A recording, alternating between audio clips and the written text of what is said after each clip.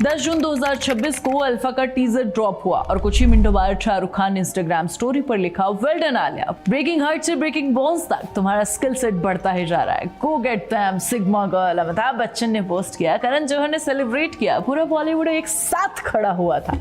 वही आलिया भट्ट जिन्हें 2012 में करण जौहर ने लॉन्च किया था, जिनके बाप मुकेश भट्ट बॉलीवुड के सबसे पावरफुल मेकर्स में से एक हैं, जिनके पिता रणवीर कपूर बॉलीवुड के सबसे बड़े स्टार किड में से एक हैं। वही आलिया जिसे YRF ने बॉलीवुड की पहली फीमेल स्पाई फिल्म दी और जिन्हें अब SR के पर्सनली शाउट आउट दे रहे हैं।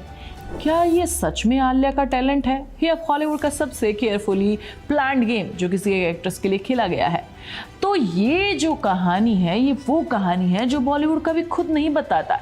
स्क्रीन पर जो दिखता है वो सिर्फ एक हिस्सा है, असली कहानी हमेशा पर्दे के पीछे होती है जो सुहानी तुम्हें सुनाती है। शुरुआत करते हैं 2012 से। आलिया भट्ट 19 साल की महेश भट्ट की बेटी करण जौहर के स्टूडेंट ऑफ द ईयर में डेब्यू करती हैं। यहाँ एक इंटरेस्टिंग डिटेल है, महेश भट्ट ने खुद पब्लिक लिखा है, मैंने आलिया को लॉन्च नहीं किया, करण जौहर ने किया, मुझे तो पता भी नहीं था उसमें एक्टिंग का इतना शौक है। उन्होंने कहा कि आलिया खुद ऑडिशन देने के लिए गई थी। ये सुनने में बहुत हम्बल लगता है, लेकिन जरा सोचो, महेश भट्ट जो बॉलीवुड के सबसे पावरफुल फिल्म मेकर्स में से एक है, उनकी बेटी करण जौहर के पास ऑडिशन देने के लिए जाती है और करण उसे सेलेक्ट कर लेते हैं और महेश भट्ट को पता भी नहीं चलता। वाह, बॉलीवुड जहां आग की तरह बातें फैल जाती है वहां इतनी बड़ी बात नहीं पता चल रही।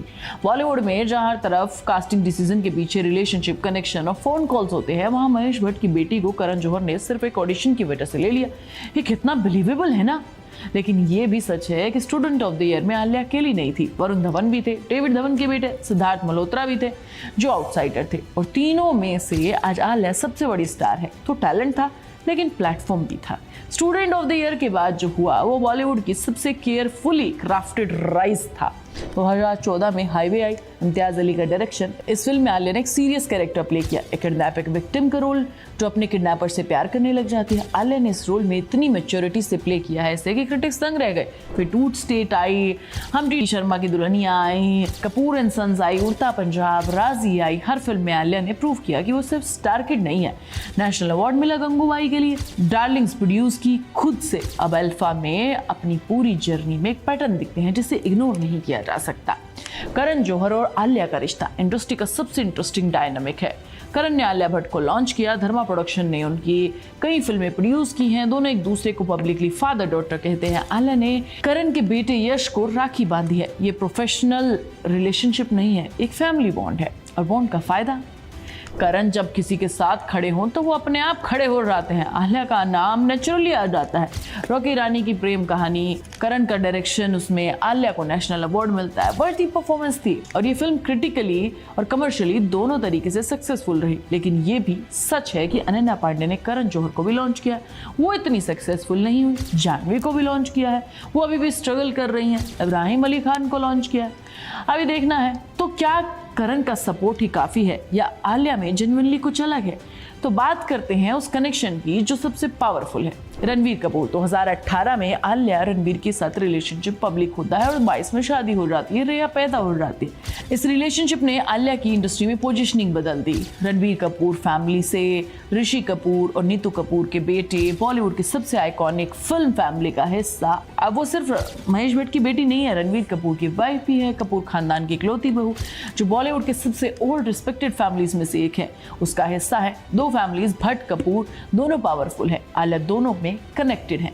अब जून 2026 में अल्फा का टीजर रिलीज हुआ। शाहरुख खान जो खुद YRF यूनिवर्स का सबसे बड़ा फेस है, पठान में थे, जवान में थे, उन्होंने आलिया को पर्सनली शाउट आउट दिया, breaking hearts and all that सारी चीजें कही। ये सिर्फ एक इंस्टाग्राम स्टोरी नहीं है, एक एंडोर्समेंट था बॉलीवुड के किंग का अगली क्वीन के लिए।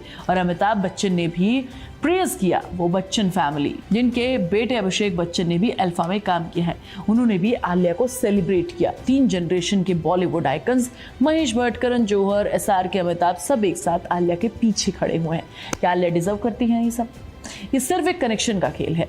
कंगना रनौत ने कहा था कि आलिया भट्ट को इतना पुश किया जाता है क्योंकि वो करण जौहर की फेवरेट है, किसी आउटसाइडर को नहीं मिलता ये सब।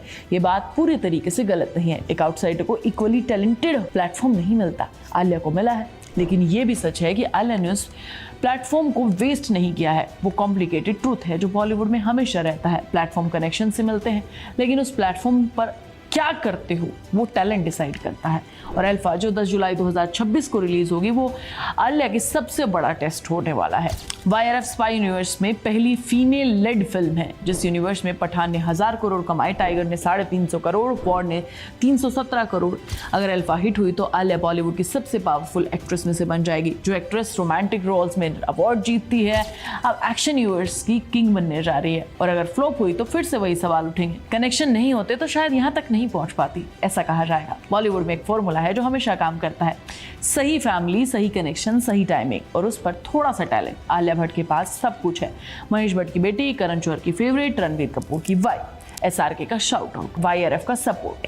अब तुम मुझे कमेंट करके बताओ, क्या आलिया भट्ट जेन्युइनली डिजर्व करती है ये सब, या बॉलीवुड का सबसे बड़ा नेपोटिज्म है?